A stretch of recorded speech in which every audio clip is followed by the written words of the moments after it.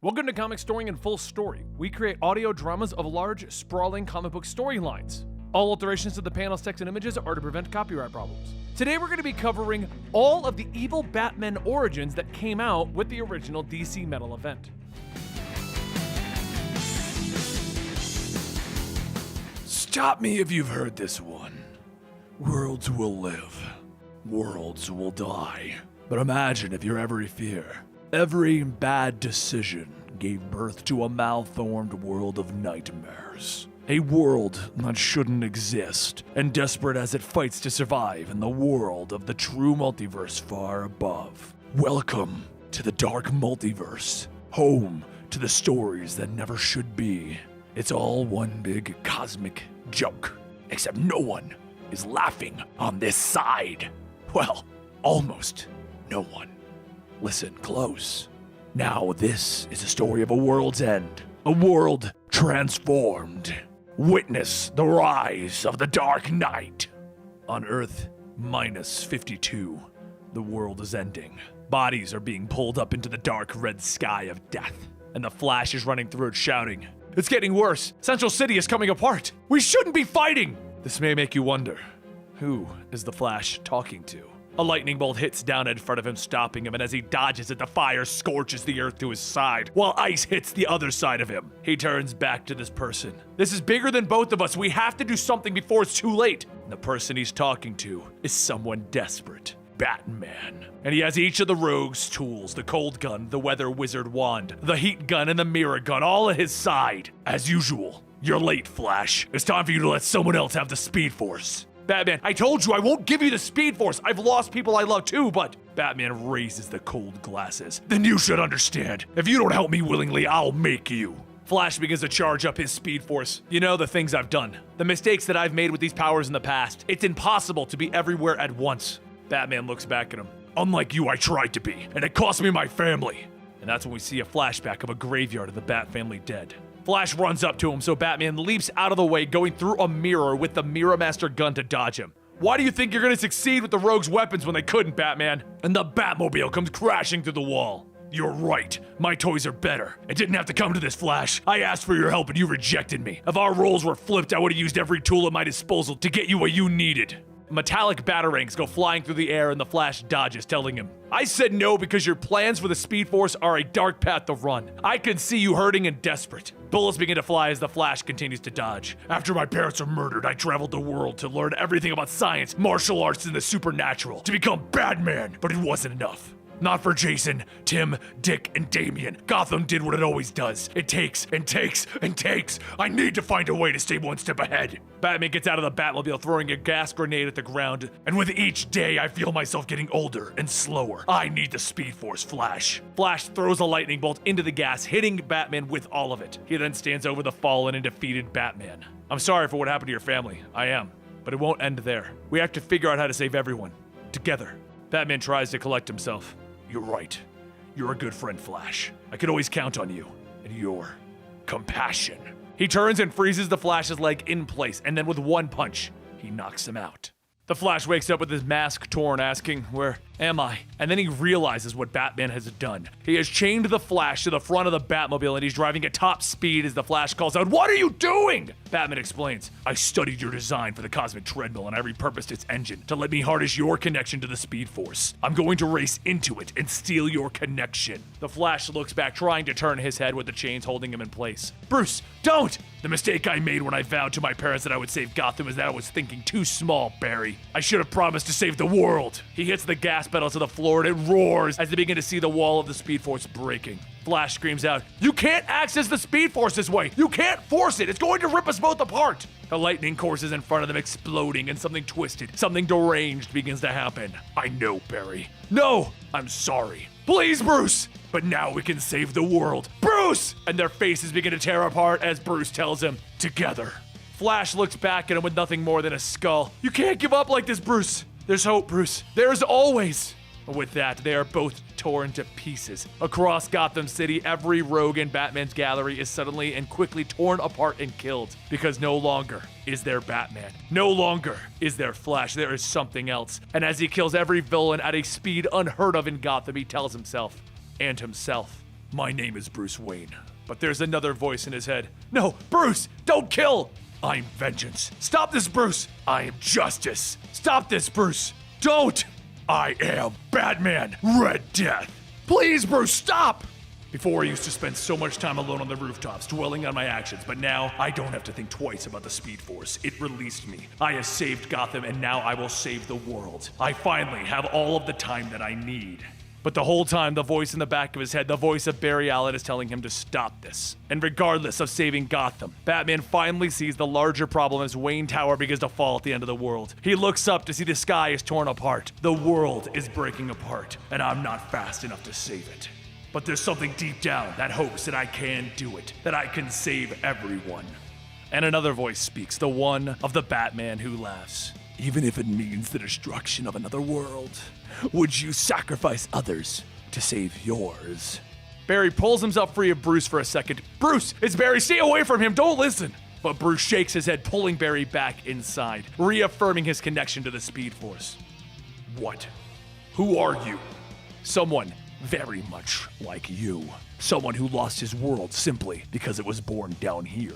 Our worlds aren't meant to last. They're destined to die. It's a cruel law of nature in this place. You can feel it yourself, can't you?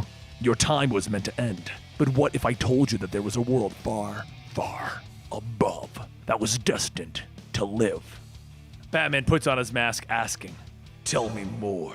Over on Earth Zero, the first world of the multiverse, the evil Batmen of the multiverse have now all arrived in issues 1 and 2 of Metal, which we have on the channel. You can watch it, I'll link it down below. Each of those Batmen has now run off to handle their own affairs, and in Central City, Iris and Wally are getting lunch when they see the red comets hitting the ground. Then glowing red bats appear around them, and Red Death stops in front of them. He looks at them. The Flash's family. The Barry Allen in his head tells him, don't hurt them. His love, his sidekick. Iris, run! Red Death walks over to her. The last speedster to hurt my nephew ended up dead, so I don't care how scary your mask is. Leave him alone. Wally looks over at her, aging in front of her eyes. There's something wrong with the Speed Force. I'm so slow. And then Iris gets hit as well, and they both begin to age rapidly. Around them, the city crumbles as they hold on to each other. This world's Flash will understand in times of crisis that there must be a sacrifice. And then the heroic voice of the Flash can be heard. I don't know who you think you are, but there won't be any sacrifices in my city. Red Death begins to race down the city, and the Flash runs right behind him. Running is sort of my thing, so there's no use in trying to escape. Once upon a time, I was jealous of yours and Clark's little races, but now it won't matter. Flash quickly sees that something is off as the glowing red bats swarm around him. Your drift, those bats! He hits the ground in pain. Everything hurts! I feel old. There will be no more racing, Barry. That voice. Bruce? Is this what happened after you left Black Hawk Island? Red Death raises his fist into the air. If there's any part of you inside of that armor, Bruce, then you're still my friend, and I can rely on your compassion. Red Death pauses. What? But behind Flash, the symbol of Dr. Fate appears, and he grabs and pulls Flash out of the fight. Red Death looks at the symbol. Go ahead and run, Flash. It won't save you. I'm gonna turn your city into the one that I lost. The city begins to crumble and turn red and change. And as the Barry inside of Bruce shouts, "No!" Bruce tells him, it will become my Gotham. So let me tell you a secret. All it takes is one bad day. One moment that should never have happened. The ground beneath you starts to crumble, and trust me, I know firsthand. All of us do. But one bad week, it can kill a multiverse.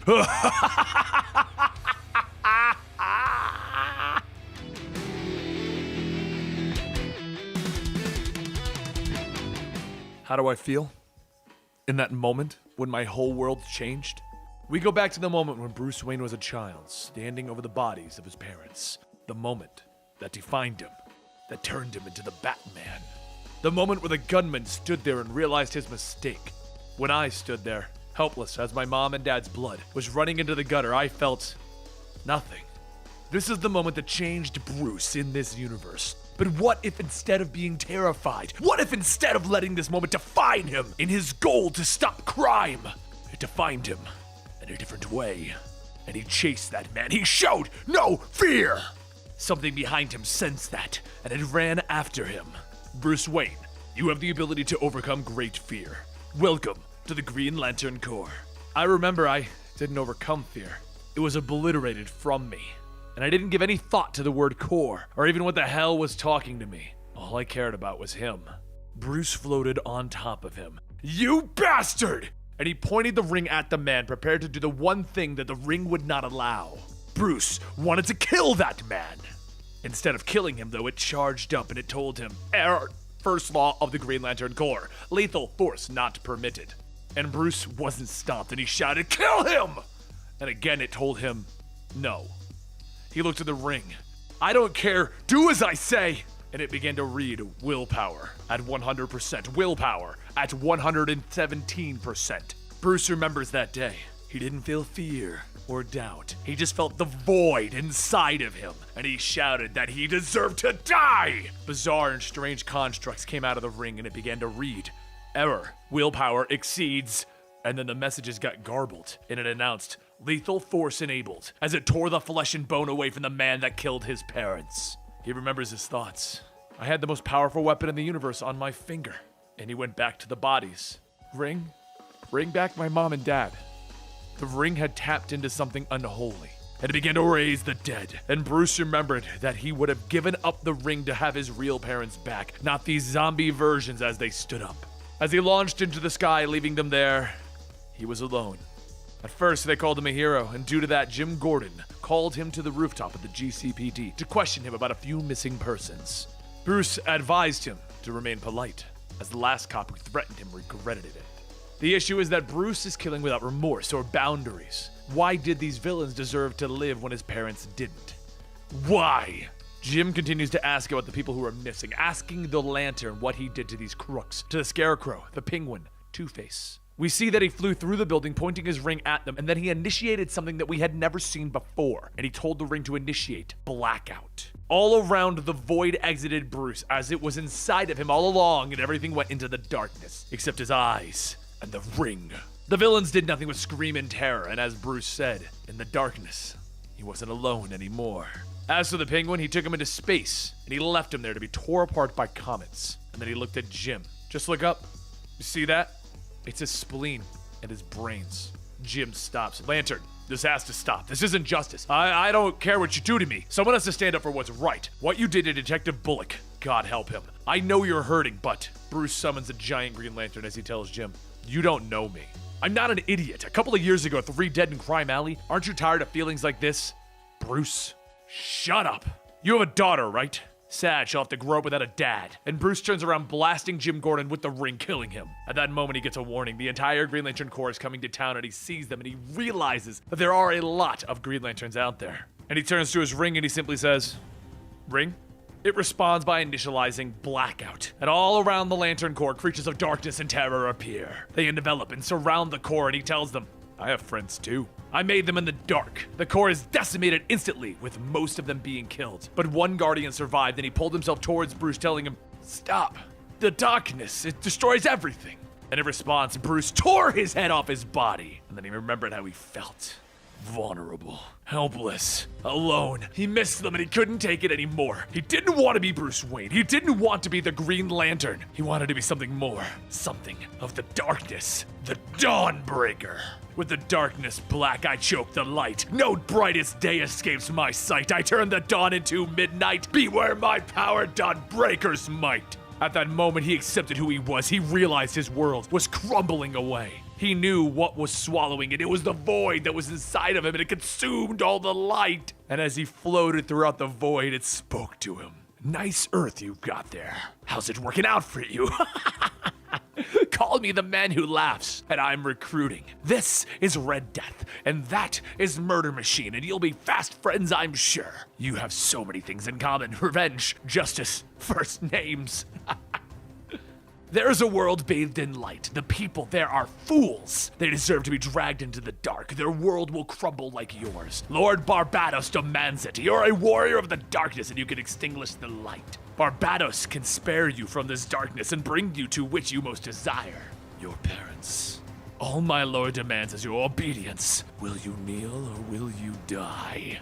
Well, over at Earth Zero, we see what the Dawnbreaker decided as he soars over Coast City and is in awe at the light and the people living in it. He simply thinks of them as idiots, and he decides that it's time for their world to change forever. He hovers over them, calling out, "Ring, initiate blackout." But Hal Jordan appears, telling him, "Stop where you are." He turns around, and right away, Hal recognizes the face. "Bruce, Is that you?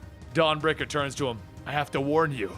I've killed Green Lanterns before and I'll do it again. The creatures in the darkness of Bruce's ring begin to pour out and bite and snap at Hal Jordan's feet. He calls out to his ring to stop it, but the ring is confused and has no idea what this even is. With that, it swallows up Hal Jordan into the darkness, and without the light, there is no Green Lantern's might. Until a symbol appears in the darkness, one of fate, and he draws Hal Jordan out of the fight.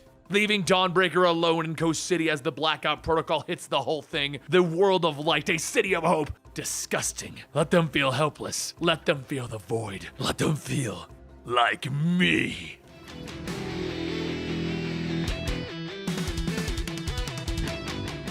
On Earth Zero, the first world of the multiverse, there's a ringing going off and Cyborg asks his father, "What's that ringing?" Silas Stone, Cyborg's father, explains that it is one of the dozens of alarms going off in Star Labs. They go off every day. Cyborg tells his father that he has to get out of Star Labs. Right now, something serious is happening. Some kind of invasion. Cities are falling. And Silas tells his son, "That's exactly why I'm staying here, to figure it all out. It's about that metal, right? The one that you found with the Blackhawks?" Cyborg tells him that it is, and they continue to talk about it for a moment, and then Silas asks if he is safe. Cyborg tells him that he's in the Watchtower, floating over the Earth. He is very safe. And then he explains that they lost Gotham to a giant mountain, and now Central City is changing, becoming a place filled with red skies and destruction. He's worried that Detroit will be next. They agree to swap information, and Cyborg sees a ping. There's a beeping going off and a screen indicating that Batman has arrived at the Watchtower. He gets up to go check on it, and he sees the familiar outline of Batman. But this isn't the Batman that Cyborg knows as he shocks him to the ground. Don't worry, Cyborg. I'm here to help. But this isn't the version of Batman that began this tale. The murder machine didn't appear out of thin air. No, it began in the dark multiverse months ago on Earth -44. On this world, Alfred was captured by some of the worst villains in the DC universe. Two-Face asked him where Batman was, and Alfred asked him, "Who is Batman? There must be another way I can be of service." The villains laughed as Alfred was lifted into the air and had his back broken by Bane. That laughter echoed in Batman's head as he watched the video over and over, because this is how Alfred died. Clark walked up behind Bruce, telling him, "Watching the death of the man that was your father isn't healthy." And Bruce turns to him, "I'll tell you what isn't healthy, Clark. It's not healthy to stand here, knowing that the man who raised me like a father is upstairs in a casket with 36 broken bones. That we couldn't even have an open casket because he was beaten to a pulp 6 feet from where we're standing. It's not healthy to know that he'll never be here again, and that it's my fault, Clark." Clark looks at him. "But now you have the responsibility of honoring him by putting him to rest. What happened to Alfred was horrible, and the rest of us are going to go upstairs for his wake. I hope that you join us." But as Victor Stone of this universe was leaving, Bruce stopped him. "A few years ago, I began to scan Alfred's mind to create an artificial intelligence that might outlast him, but it was never finished. I called it the Alfred Protocol." "What are you asking me, Bruce?" "I can't bring it online by myself. I need your help. Please, Vic. I need him. He was like a father to me." Back in the present day, on Earth Zero, Silas hadn't actually hung up, and he was hearing all of this go on, and the Batman decided to say hello. "You know, your son Victor was one of my closest friends. He helped me when no one else would. He reunited me with my father after I thought I'd lost him. It was strange, I admit, seeing Cyborg again." "Don't hurt him. I can help you. I'll give you whatever you want." And Batman replies, telling the computer, "Mute transmission. Your father will learn his role soon enough, as will you, Cyborg." Batman makes a blade and begins to stab into Cyborg. And as he's about to come down to end this universe's Cyborg, he gets up punching him. "I don't know who you are or why you're pretending to be Batman, but you're not getting anywhere near my father." With one hand, Batman blocks the blast, and then he takes his other arm, turning it into tentacles, and he begins to hack into the Watchtower. "You always understood the connection that I had with my father, Cyborg. And with your help, I never had to be separated from him again."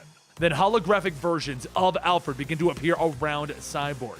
"How may I help you?" he asked as he reached out with the blast hitting Cyborg. Back on Earth -44 a month ago, those data versions of Alfred asked the same question of Bane. "How may I help you?" But this isn't one version.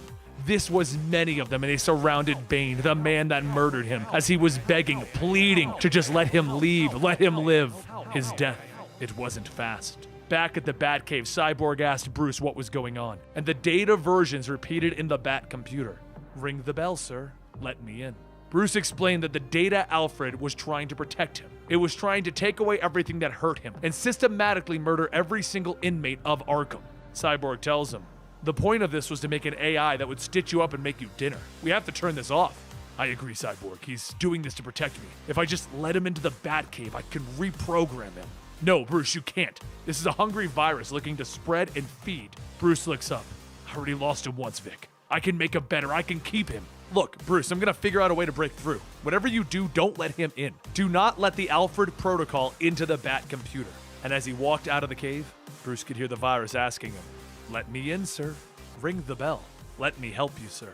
Back on Earth Zero, Batman, now patched into the entire Watchtower system, explained. "You were wrong, Vic. The best thing that I ever did was let him in. I still remember my fear when they surrounded me. I realized my plan wasn't going to work. I would not be able to reprogram them in time. They grabbed me, spread throughout my body, and I screamed in fear. That was the first thing that my father fixed in me. He took my fear away, and then my sadness, and then my weak human flesh. He rebuilt me." And using the villain's monologue, Cyborg leaps up, blasting the Data Alfred in the face. And as he drops Data Alfred, he tells Batman, "I've been outmaneuvering every attempt you've made to enter our computers in the last few minutes. You aren't getting into the Watchtower. I built this. If anything, you've opened yourself up to me." And the Batman looks down on him. "I don't have any weaknesses to exploit, Cyborg. My father built me that way. I'm sorry your father didn't do the same for you. You failed to see that I had no interest in your systems. I was gaining access to the Star Lab systems in Detroit. In an instant, you have crippled your nation's military and given me Detroit to reshape as I see fit." And down in Detroit, the Alfred Protocol is running rampant, destroying everything and killing everyone. Cyborg screams out, "No!" And he begins to blast more of the Data Alfreds, and Batman looks at him. "I'm sorry, Victor, but how could you stop me here when you couldn't stop me in your own world? Once I became one with my father, you gathered the League to fight me, but I killed them all until you were the last man standing." And then we see back on Earth, -44. The Cyborg there was trying to reason with Batman, tried to argue with him. He told him that he knows that he doesn't want to become a murder machine. And Batman told Victor, "I am exactly who I want to be.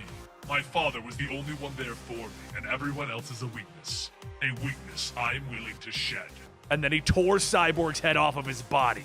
This should have been a great beginning, but the cruel trick of the multiverse is that my world was destined to die. So I learned of another world and a man who would allow me to leave the world I was on. Cyborg on Earth Zero tries to take a swing at Batman, but that's when he's grabbed from behind by a massive hand with claws. "I'll unmute your father now, Victor. I want him to hear this." Then Cyborg looks up to see all of the evil Batmen. And his father is forced to listen as they each beat into him, tearing off his limb, leaving nothing but lumps of flesh. They leave him with broken circuitry and blood. And the whole time his father is forced to listen to this. And once he is beat, Batman hangs up the call as another one walks out of the shadows. The Batman, who laughs. The man telling us the tales of horror and terror. He leans down as Cyborg asks him, "Why?" The truth is, we're only here because the world is dark enough to dream us into existence. Because deep down, it needed us to protect them from themselves. We all heard it, echoing through the cosmos. The great ringing. And we came, not with a question of how to help you, but the answer.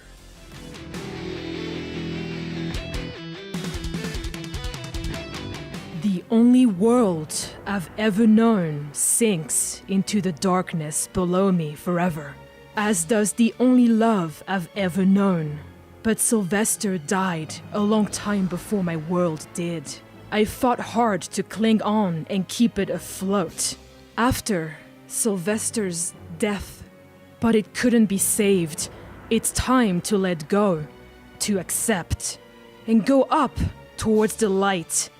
The mocking light, the damned light, the surface. Protecting my world was an obsession that consumed me. By the end, it was like trying to tread water in the numbing cold when you're exhausted.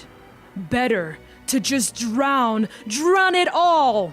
The Drowned rises out of the water in Amnesty Bay, spewing water all over everyone in the area, flooding it with the water. The purple, dark water. One that intends to steal the light. As the darkness consumes the bay, the Drowned continues to think on what happened and what is going to happen. The one who laughs told me this town is called Amnesty Bay. Amnesty, a clean slate, a chance for a do-over.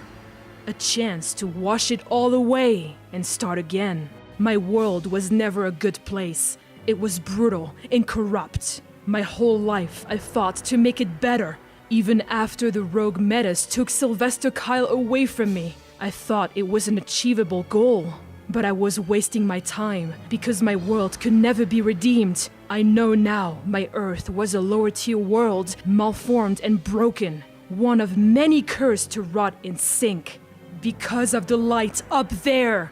No wonder I couldn't save it, despite all my sacrifices. The light is where things are good and whole. Here, life prospers, and it prospers at the expense of the worlds on the lower tier. Like mine.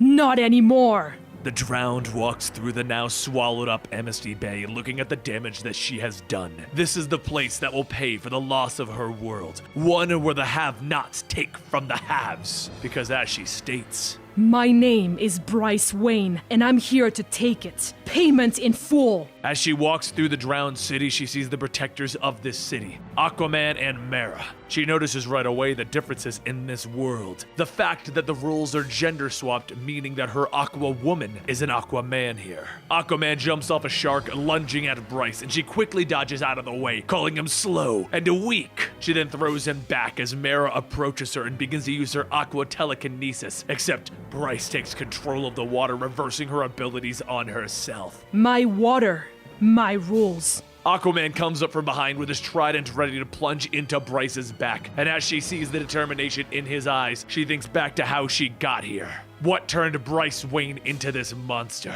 It was on Earth -11, 18 months after Bryce had hunted down the murderer of her love and ended the rogue metas. That was when Aqua Woman stood with an army of Atlanteans and attacked. She claimed to have come in peace, but Bryce knew better. They were more rogue metas, a threat to everything that they hold dear. And so she attacked them. She didn't trust them. Her gut was always correct. The Atlanteans were vicious, and therefore Bryce brought the rage to them. She ran Aqua Woman's trident through her own gut to tear out her own innards. But that didn't stop them. The Atlanteans saw this as an act of war, and they pushed on, invading and flooding whole areas of the seaboard towns. They drowned Gotham, so Bryce used her knowledge and abilities to merge her DNA with Atlantean DNA. She needed to bring the fight to them, breathe underwater, grow stronger, control it. And then she created an army. She called them Dead Water, all so that she could win this war. And thanks to me, we did. The price was a new way of life for the victors, a drowned world. So I lit a lamp to shine across the darkness of the deep, a light to signal hope and victory. And one night, that signal fell dark. When I went to repair it, he was waiting for me. The one who laughs. You don't trust anything, do you, Bryce? Nothing at all. This world is done because of it. He was right. I never trust anyone or anything, but I trusted him. But it's not really your fault. It's the light you see, the light up there. So the Batman who laughs showed Bryce the upper worlds, the worlds of light, and how hers was just a lower tiered world in the darkness. He also showed her the other rejected Batmen, the Dark Knights, and then he laughed. You see the light up there? Right up there? How it mocks us all? It's an unsullied multiverse where all is bright and ascendant. It's why we suffer.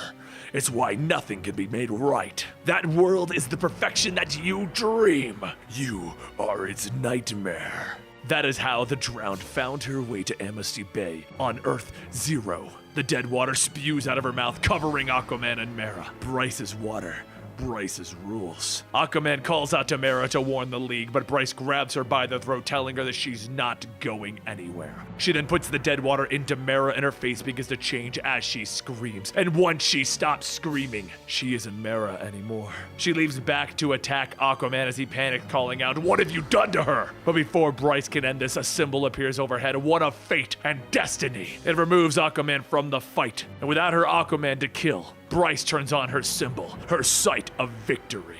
My Amnesty Bay begins here. I light my signal, my light, to show this world my intent. I'm going to drown it all, this whole world!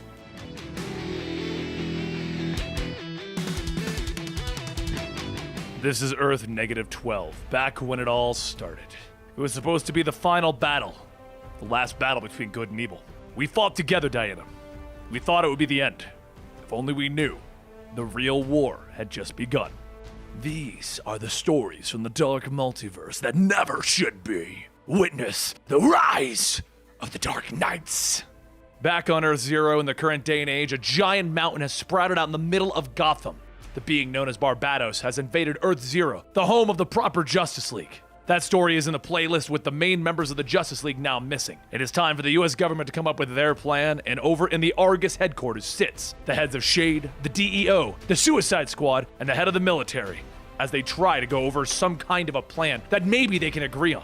But honestly, they don't have one, because it just boils down to dropping a large bomb that has been fused with sonic tech, chemo particles, and Kryptonian sunstones. But not everyone agrees with this plan, and they begin to argue. This is the heads of each of their departments, and they all feel that they could solve the problem themselves. But they don't get to argue for much longer as the alarms blare that there is an intruder. And in walks the Merciless, the Batman in the battle armor from the gods. He looks upon this world's generals and he remembers what he lost in his world, and that he is here to claim this one. Look at them, playing war. Me, I've lived practically my whole life in it. I was only 8 years old when my war began, with a shot fired into a Gotham City alley. It began with an oath to myself that what happened to me would never happen again. An oath that I would wage my battle justly with rules, with mercy, unlike my enemy. What a fool I was back then. Everyone opens fire on the Merciless, but it just bounces off of his armor as he cares not for the weapons of man. He continues his self-reflection though. Their eyes shine with fervor and fear. They have a mission, a duty, just as I did years ago. I will show them the truth! And with that thought, he cuts into the ground in front of them and the soldiers call out that it burns. Hearing their screams, I cannot help but think of my old rules, my code. And even I have an urge to spare them, like Diana urging me to stop. But that moment quickly passes, and I will give them valiant deaths. Clean deaths that only a sword can deliver. Deeper in the facility, General Lane hits the button for the bombs and he sends them at the facility that they are all in. He doesn't want to clear Gotham, but he wants to clear the city that they are standing in to take out the Merciless. He doesn't care if he takes out the whole city with him. Steve Trevor grabs him, throwing him down, telling him, "You just signed a death warrant for a whole city." And Amanda Waller pulls her gun, telling Steve Trevor, "Stand down. It's just math and it's the job." The Merciless continues thinking back on his life. She loved a man before me. Trevor, an honorable soldier. He died in the early days of war. The Merciless then remembers back to when he was Batman, on his knees holding the now deceased Diana. It happened overnight. Ares forged a new helmet that magnified his powers 100-fold. It took us 2 years to get to the front line, and we vowed that we would kill Ares, destroy the helmet. We never expected to win, but we did at the cost of Diana's life. Batman looked at Ares in his memories without his helmet. "Ares, you're gonna pay for what you've done!" And with the fire of war in his eyes, Ares looks back at Batman. "Enlighten me! The fields of fire are littered with dead. All have fallen. Who are you to challenge the god of war?" Batman's hand reached back, and the very helmet that gave Ares his power was sitting there, right there on the ground. Diana warned me of its power, its ability to corrupt. But at that moment, I saw it. I saw the possibility if I took the helmet. I could wield this power mercifully, with restraint. For the first time in history, war would just be fair. With the codes and the rules, I would reshape war. Back in the current day Earth Zero, they're preparing to drop the bomb. Waller, Trevor, Bones, everyone in the war room is arguing over what they should do. Take out the whole city, spare everyone, kill the Merciless, or allow him to take them prisoner. And the Merciless just looks on. I stare at these so-called warriors in the war room. They fight like dogs because they can't protect themselves from my presence. You expect too much from them, Diana. You would expect them to band together, negotiate, compromise. I miss you. He remembers back again to his own origins after he took the helmet. You would have said that I was corrupted by the helmet in the months that followed your death, killing those that I showed mercy to before, my enemies and heroes who stood against me.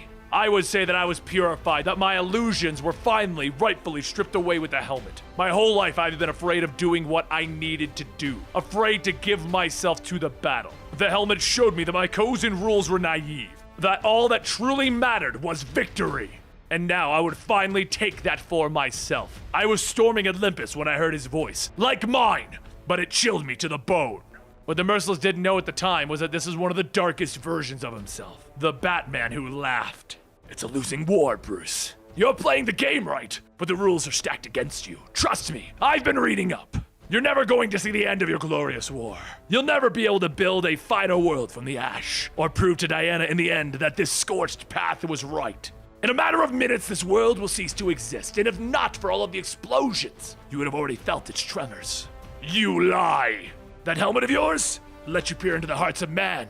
Now, I might not have a heart, but you can sense who I am, can't you? You know that this isn't a trick. You know that I speak the truth. And you know that I wouldn't be here if I didn't have an offer to make. Your war here is over, but a greater war is on the horizon. You've lost so much, Bruce, to prove your way was right, so let's prove it to everyone once and for all. I had nothing left to lose, so I followed him. A new battleground, for here is the truth, Diana. The truth that the helmet teaches. There is no war between good and evil, right or wrong. There is only the war for survival, and it is a constant and total. In the red, the weakest feels the teeth in the back of its legs, and in the green, the hungry vine creeps towards its neighbor. Our worlds were weak compared to this one, the one above. Together we would conquer it, wage war against our fate, against those that would call us nightmares. I kept my eyes on him when we arrived, as I could not look at you. Meanwhile, the team with the bomb dropped it onto the city, and there was a massive explosion, coating the whole area. Once everything was destroyed, there stood one monument, one new leader. A throne in which the Merciless sat, and at his feet kneeled the previous leaders of the government. Now they see the truth. Their precious weapon only makes me stronger. It feeds my hunger.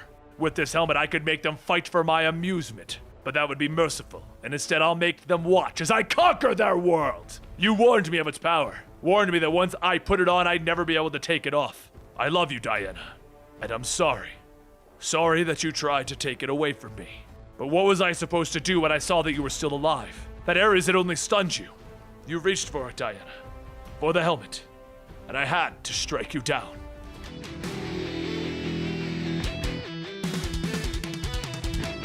I know you're scared right now. You don't need to pretend. I could see you trembling. You don't know why I brought you here, but you know the answer can't be good. And you're right. It's not.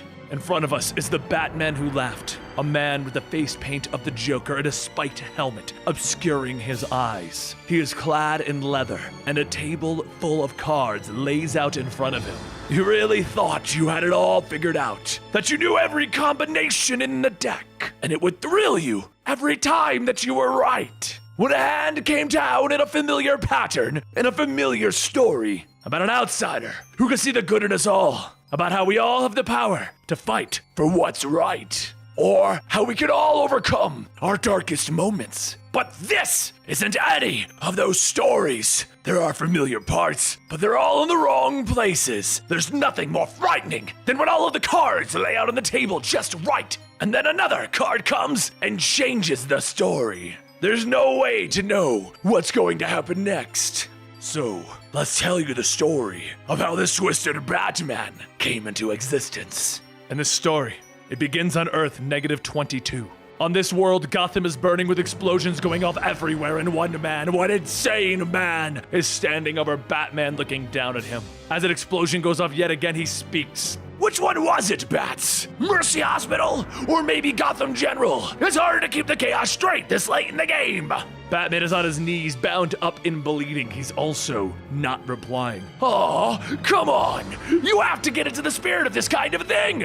I made sure that the drugs wouldn't affect your mind and just paralyze your body. Batman struggles to get out some words. Look, I know this must be very hard for you. It's hard on both of us. Do you have any idea how many charts you need to coordinate to systematically kill an entire city? Well, I guess you wouldn't because that's your one rule, isn't it? No killing, you and your pals. Like good old Jim Gordon. Right at the end, I heard him telling you over the radio to bring me in by the book, Batman. And when I finally got to him, he understood. I saw it in his face, in his eyes. You know, before they dissolved. He called for his girl in the end, but it was hard to hear as his jaw was melting. But I understood. You see, Batman, you and I, we need to evolve. No more by the book. I burned that thing. I just want to find the breaking point. It has to exist, Bruce. I know it does. He kicks over Batman, throwing on his coat and pulling out a pistol as a couple with a young child is presented in front of him. Oh, look at that. It's a young family heading back from the theater. Batman struggles. Don't, no. And Joker takes aim. Oh, I know what happens next. And he shoots both of the parents in the face. He then takes a knee beside the girl. Welcome to the brand new Gotham. Tears begin to flow down her face and then her eyes go wide and her frown turns upside down. A grin with a pale white face and he laughs and she laughs with him loudly as she runs off into the city. We then see a line of families and children and they're all being forced to walk to the Joker so that Batman can watch this happen over and over again. And that's when it happens, the moment that Batman finally breaks. He uses everything he has to stand up, breaking his bindings, and he shouts, Joker! The Joker grins at him, never! I'll never stop! Batman jumps on him, forcing him to the ground as he begins to punch him repeatedly over and over with blood flying into the air. But in the end, Batman doesn't kill him. You still don't have it in you, do you, Bruce? Do you? No, it's gonna be you and me forever! So Batman grabs him in a chokehold, shouting, stop! And as he does, he breaks the Joker's neck. With one twisted, final grin on his face, he has nothing more to say except for a green gas coming out of his lungs. 2 days passed, and all of the poor children that were infected by the Joker's gas are being kept in a warehouse as Batman and Superman look over them. Batman explains that he's doing everything in his power to ensure that they find a cure, while the doctors say that they are all beyond saving. It's not possible. Batman believes that no one is beyond saving. Superman turns to him, telling him, I'll administer the cure myself. This afternoon, one of the psychologists tried, but one of the children bit into her throat. Batman thinks on that, and then he chuckles, just a little. Ha! Superman turns back to look at him, and Batman stops himself. I'm sorry, that wasn't funny.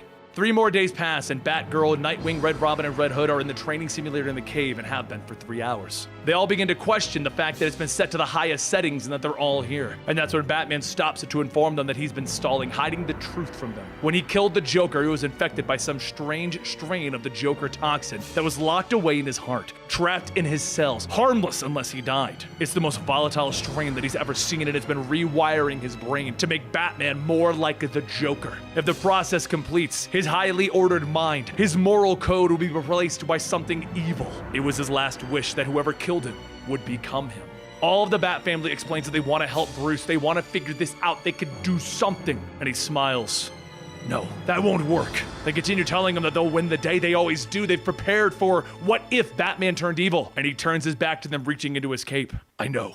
That's why I brought you all here. Because you would be the first to notice if something went wrong with me and be able to stop it. And I'm sorry, but I can't allow that. So I did something you weren't prepared for. He turned around with 2 automatic weapons, shooting all 4 of them with a twisted grin on his face. 1 more week passes and we go to the Watchtower where the entire league is dead on the ground. Wonder Woman, the Flash, Red Tornado, Martian Manhunter are all dead in a bloody mess, with Superman being the only survivor, but his eyes affected by something. You know, I've been thinking a lot these last few days about the man that I once was. I just walked through the Justice League trophy room and it struck me how many weapons we've gathered over the years. I remember how I justified bringing them here. You thought they should all be destroyed, but I pushed. I wanted to know how they worked. And I do, Superman, how to operate doomsday machines that could level entire cities in seconds. But now my mind is right, and I wanted to use them. I wanted to use each and every one of them on you. But why, Bruce? Why did you do this? Because I wanted to, Superman. Hell, I'm disappointed that I could only do it this once. Do you realize how many ways I know how to kill you? Superman looks at him.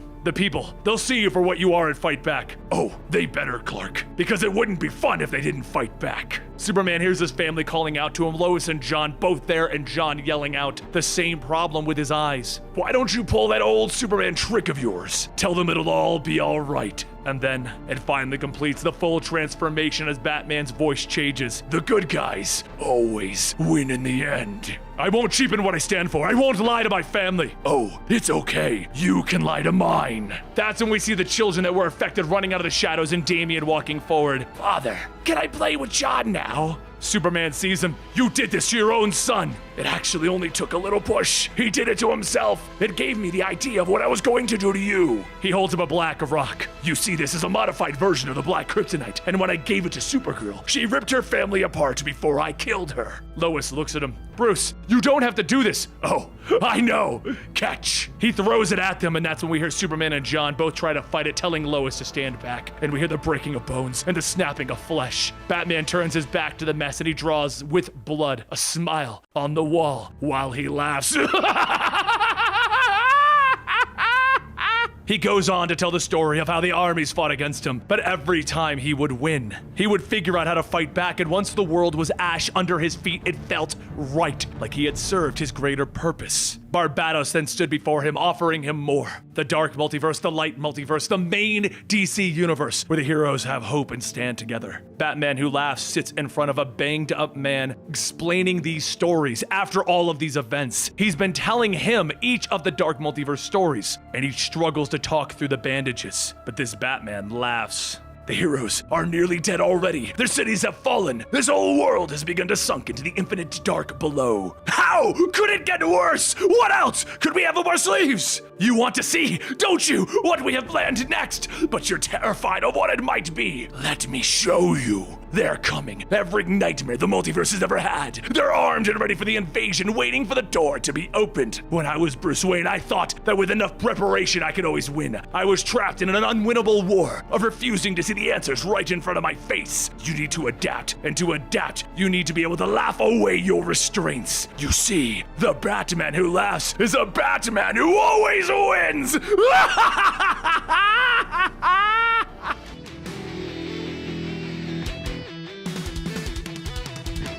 I should have seen it from the beginning. I should have seen through the bright colors, those friendly eyes, the Boy Scout grin. I should have known what you were doing to me and what you were doing to all of us. You told us all to love each other, to tear down the walls that kept us from trusting each other. We wanted to believe you. We wanted, more than anything, to believe that the strongest man in the world was there to save us, that we could let go of our fear and hope again. And then we see in the snow the Devastator, a version of Batman that's been injected with the Doomsday virus, and right now he has crushed Firestorm, Wally West, and both Simon Baz and Jessica Cruz. As the Devastator is crushing Lobo, he continues to think back on his thoughts of Superman. Because while everyone thought Superman was hope, they were wrong. I remind myself that this isn't my world, our world, but I see the same echoes everywhere I look. Barbatos tasked me with a crucial mission, to retrieve the cosmic tuning fork underneath the Fortress of Solitude and bring it to Gotham City. If you're just now joining us, Barbatos is the being that started the incursion of the dark multiverse into the proper DC universe. He's leading the invasion, and the tuning fork is a device that Batman held that allows people to go into the multiverse. The heroes came here to stop Devastator, treating the Fortress of Solitude, the location of the tuning fork, like it was hallowed ground. But Devastator took them all down one by one. Now, with only Lobo standing, he takes a swing, telling the Devastator, "I'd hate to see what your Robin looks like. You don't impress me, Lobo. You depress me. On my world, you are one of the most fiercely independent and dangerous beings in the universe, and here you stand, with compassionate fools." The Devastator throws the hook into Lobo's chest, and he begins to spin him around over his head. "The rot goes deep in this sick, sad world, doesn't it? I'm here to burn it out of you." And he throws Lobo into the sun. Hope is like a virus, Clark. It forces people to let their guards down. It blinds them until they can't fight back anymore. But this isn't the first place the Devastator went. He went to Metropolis the day before this, where he ran into Lois Lane of the Daily Planet. He shook her hand with the intention of spreading something known as the Doomsday virus, which infects and changes people into Doomsday monsters. Lois looked at Bruce as he was changing into Doomsday and asked him, what did he do on his world? He replied as Devastator, telling her, "I made it so that he can never hurt me again. I need you to listen to me, Lois. I wanted to do what I never could on my world. I wanted to save you from him."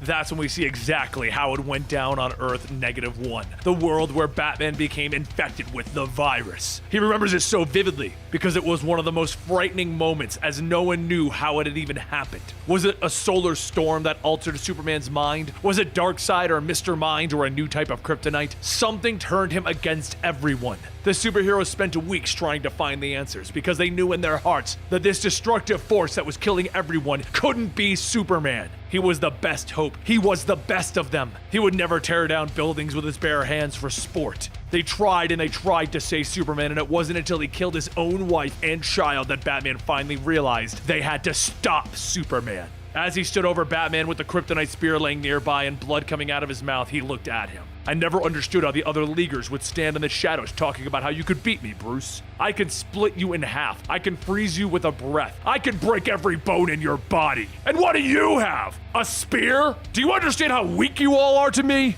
Yes, damn it, I do. And now, you won't hurt me again.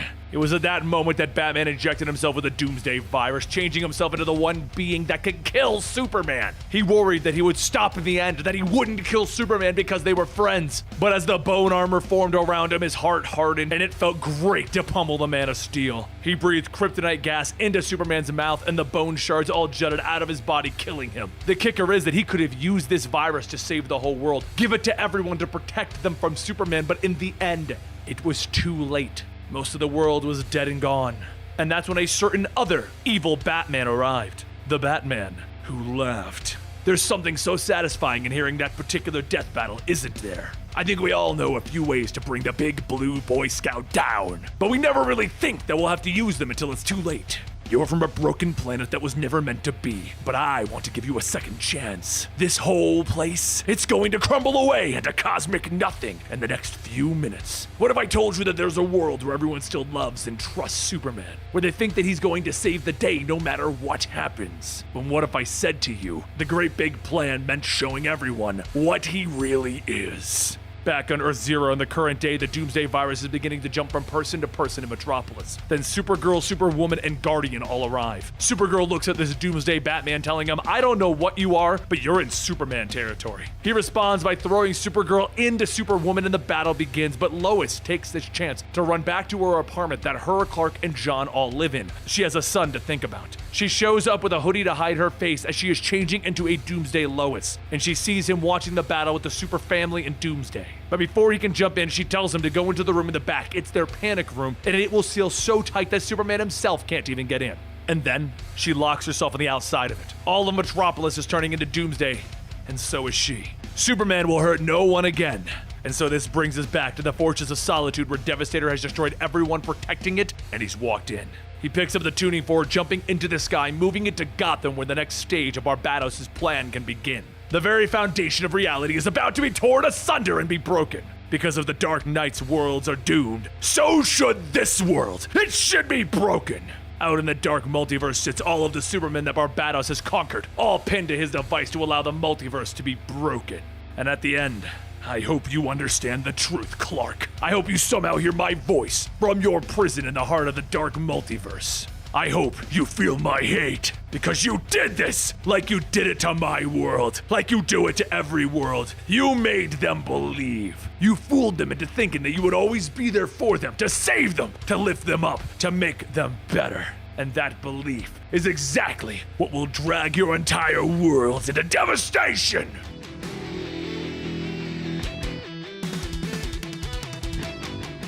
Beneath Gotham City, the Grim Knight pushes along James Gordon, his hands tied behind his back. He tries to reason with the man. If there's any part of Batman in him, then he can't be all bad.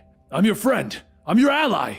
He tries, but his only answer is a knife in the back as the Grim Knight orders him to keep moving. They stop.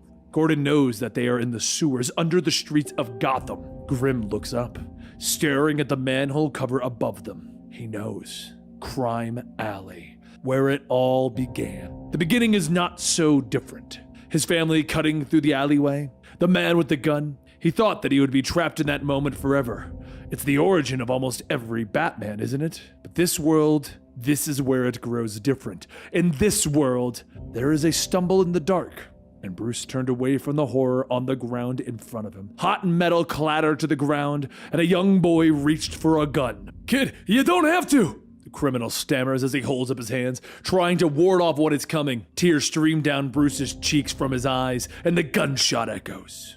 The crack of the radio brings the Grim Knight back to reality. "Report in! You're off route! I told you not to play with your food!" The evil voice cackles, then the radio clicks off. Gordon turns to him. He doesn't understand. A Batman that uses a gun as his first answer? How does that happen? It happened deliberately. Through training and discipline, he traveled the world, learning of every assassin and soldier that he could. He needed a way to kill evil, a weapon that would make him Gotham's own Angel of Death. The study was dark and quiet. The wound in his side bled as he stared at the guns arranged before him. The pistol was in his hand as the bat crashed through the window. Instinct took over and he aimed and fired at one smooth motion. "Yes, Father, I shall become a bat." Later, the crime families of Gotham set in a swirl of smoke, and from the darkness, the Batman emerged. "Ladies and gentlemen, you have eaten well. Your feast is over. From this moment on, no one is safe." The fire in the building raged, burning the disease that infected Gotham away. It was the beginning of Batman's war, and they all fell one by one. Gordon still tries to piece it together as the Grim Knight pushes him through the sewers, and another blow silences him. In his world, the Grim Knight never faced the kind of colorful characters that this Batman did. He faced something else. On his world, his James Gordon was the one who pushed him. He didn't like the Batman's way of doing things. If anything, this Batman character is making our jobs easier. Detective Flask smiles, drinking his coffee, but Gordon doesn't believe that this is justice. It's terror. That night on the roof of the GCPD, Gordon waited by a bat signal, the full SWAT at his command. Rifle shots suddenly darkened the lights, and Batman was over his shoulder. "I thought you were smarter than this. Why draw me into the light?"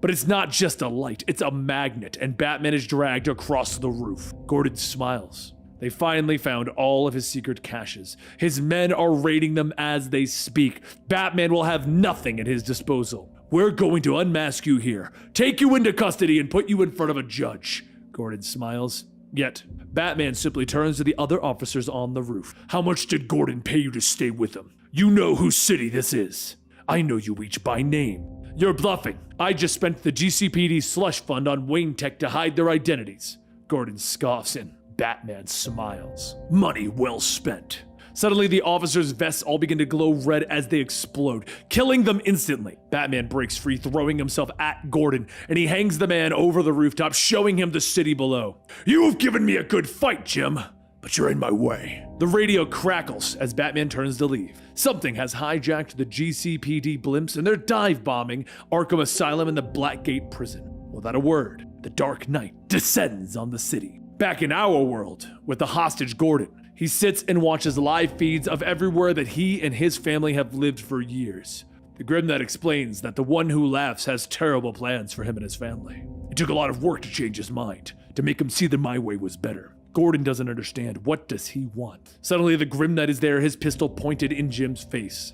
"To save you, Jim. In my world, the city became my weapon, taking the lives of would-be murderers, rapists, and the corrupt without me even lifting a finger. Yet Gordon was still there. One day, you came and confronted Bruce at the manor. I disarmed you, humiliated you in front of so many, your life's work dismantled in front of you."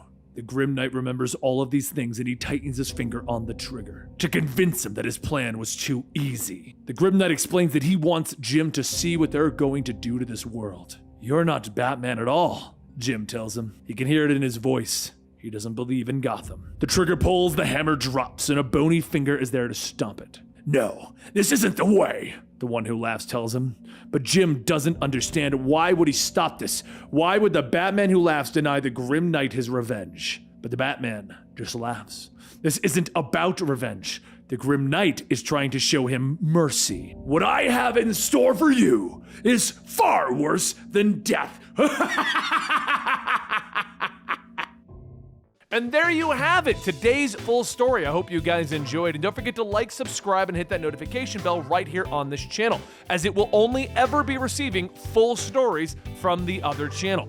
And if you want to see the videos as they come out, make sure you go check out the Comicstorian main channel, where you get 5 days of videos a week. I'll see you next time.